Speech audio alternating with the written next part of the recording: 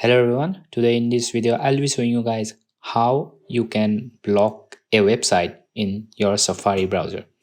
So in order to do that you need to go to your settings, and from here you need to scroll down and find screen time, and after that you need to again scroll down a little bit and find these restriction options. You need to tap it once, and from here you need to select the option called content restriction.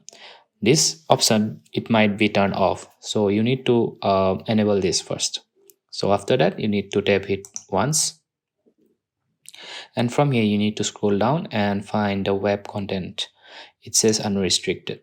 So after coming in this page, as you can see, it says limit adult website. You need to select this, and from here you can allow a certain website or you can never allow a certain website.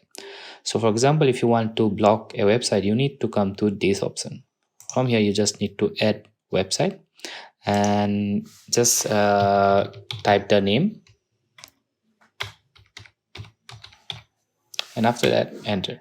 So after that, as you can see, I have block facebook.com. So the thing is, now if I open Safari and type facebook.com, the website will no longer load, or it will no longer open on my Safari.